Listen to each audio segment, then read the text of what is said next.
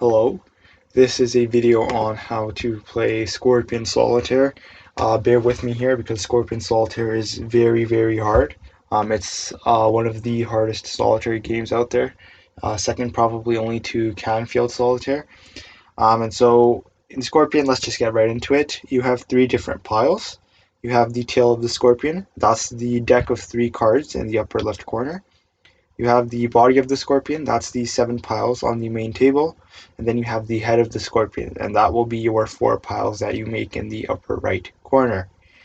And so I guess if you sort of had cards here, it looked like a scorpion with the tail coming up here, and so that's why it's called Scorpion Solitaire. And so the tableau piles in the body of the scorpion here are each dealt 7 cards, right? So um, and give me a second here because I have already made some moves. And so they're each dealt 7 cards, right? And so you have 1, 2, 3, 4, 5, 6, 7, and 7 piles. So that would be 49 cards. The first 3 cards of the first 4 piles, as you can see, are dealt face down. The remaining cards are then dealt face up in the body of the scorpion, 7 cards in each pile. And you'll have 7 columns or piles. And so the objective, you want to build your 4 foundation piles on the table. And unlike with other solitaire games where you move the ace and the 2 and the 3 and the 4 one at a time onto the foundation piles, in Scorpion you have to build descending from the king, I guess the entire run for that suit on the table. And so what you'll need king, queen, jack, 10, 9, 8, 7, all the way down to 2 in one singular pile of the same suit, and then it is thrown up onto the foundation pile. And so you build your piles here on the main table, and then you put them in the top right. So, what are the moves you can make? You can move one or more cards from one tableau pile to another. Provided that the card you're moving is 1 rank lower and of the same suit than the card it is being placed on. And so this 8 is 1 rank lower than the 9, and it is of the same suit. They are both diamonds, and so we can make this a valid move. Similarly, let's try to see if I'm able to demonstrate this here. It does not seem like it, fortunately. Okay, yeah. Unfortunately, we're in a position where we actually cannot demonstrate the next thing, right? So essentially, you can move a card between tableau piles if it is 1 rank lower and of the same suit.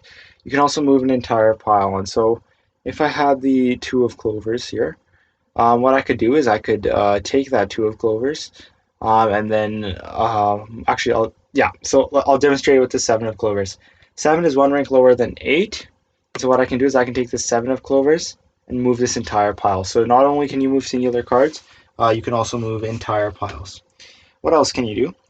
You can deal from the tail of the scorpion. So this is your 3 remaining cards. In Scorpion, you can only deal the tail when you've exhausted your initial moves. So I believe if we click, right, we cannot because we still have our moves that we can make. What else can you do? You can flip over an exposed face down card, provided that there are no cards on top of it. And I guess that's essentially it. That's really it, right? You just want to build your piles here and then move them there. Sounds easy. And the basic rules and concept of the game is indeed quite easy. So where's the difficulty in Scorpion Solitaire then? Well, the difficulty arises from the fact that when you play Scorpion Solitaire, you have to constantly be thinking ahead. Constantly. If you don't, then you're going to struggle a lot with this game. Because it is a game that rewards thinking ahead. It rewards the ability to sort of be able to calculate moves before you need to make them. And so what I'm going to look at here, I think what I'll start off with is I want to build from the king down. And so I want to get a king at the top of one of these piles. Now, I don't have a king default on any of these piles here. I have my 4 kings, I see them, and none of them are at the top of a pile. do note that if you have an empty pile, the only card you can place in it is a king. And so if I have an empty pile, that'll allow me to sort of place a king there. And so bear with me here because this is quite hard. And you might see a lot of cuts in here as I cut out unnecessary time spent sort of calculating moves. What we'll do here is we'll remember we have to build on this table. And so what I'll do here is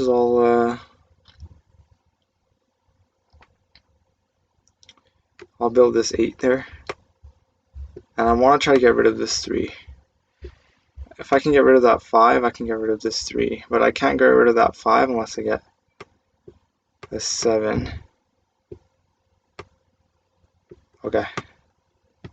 Now what I will do is I will proceed like so. And so I'm quite proud of that sequence of moves we've made. Keep in mind that I have been practicing here, so I hope that I can do somewhat good.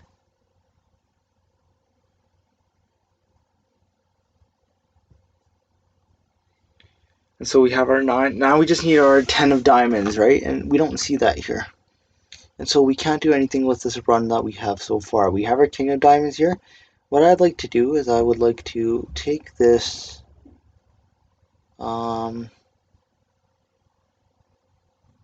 okay, let's think here. It's a game with a lot of thinking, and I apologize, because that does make it so that there's a lot of downtime.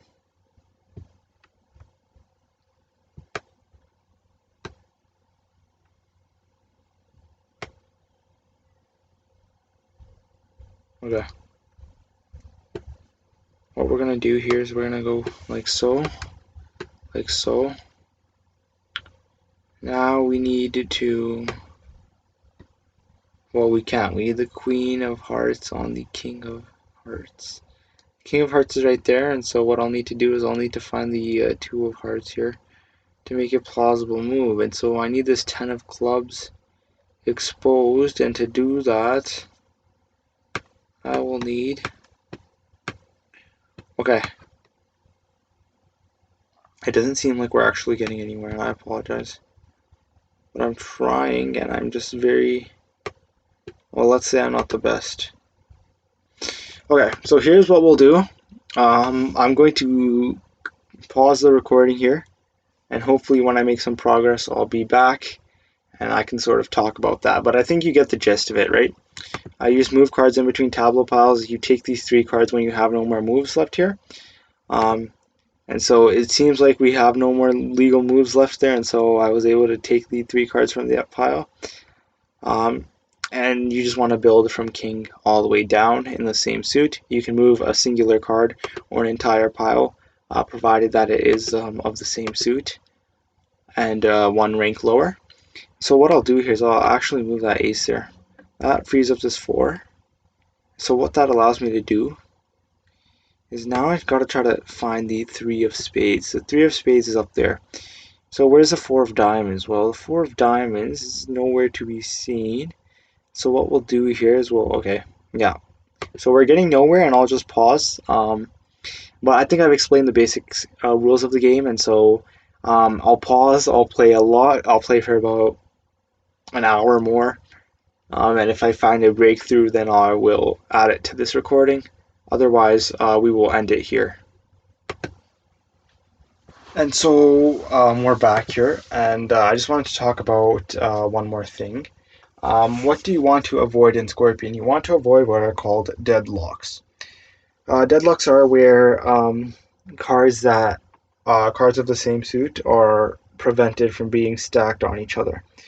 And so let's say I had a 9 of diamonds on a 3 of spades, and then a 4 of spades on a 10 of diamonds. Well, the 9 of diamonds is on top of the 3 of spades, right? And so I would not be able to stack the 3 of spades on the 4 of spades, but the 4 of spades is on top of the 10 of diamonds, and so I cannot stack the 9 of diamonds on the 10 of diamonds. It's sort of a catch-22. And so when you're in situations like that, you're essentially in a deadlock, and that locks the game of Scorpion. As long as you're not in a deadlock, every game is actually, or most games are actually winnable. And so as long as you avoid a deadlock, you should be good to go. The key is you just want to be able to flip up all these cards, and after that, it should become relatively easy. And so we'll pause the recording again, and if I make a breakthrough, because I am quite bad, believe me, I'm trying. But if I make a breakthrough, I will let you know. Okay, still haven't been able to make any proper progress, and I've attempted this for quite some time now. And so essentially, just summing it up, um, I guess we talked about it, right? But you want to just build the foundation piles descending from king all the way down to ace on the table, and once you do, you automatically place it on the foundation piles. And Scorpion Solitaire, once you figure out the hang of it, it's quite easy. But at first, it does have a sharp learning curve in that it requires a lot more thought than really any other card game out there. Don't be astounded if you have to sit and think about a move for about 4 to 5 minutes before you actually carry it out. Um, because that's common, and that's to be expected. But just note that it is a very hard game, but it's very very fun, and it's very very fun because it presents a challenge, right? We can't just always play games that are easy. Sometimes we have to challenge ourselves. And so that wraps up how to play Scorpion Solitaire. I hope you enjoyed, and thank you for watching. Take care.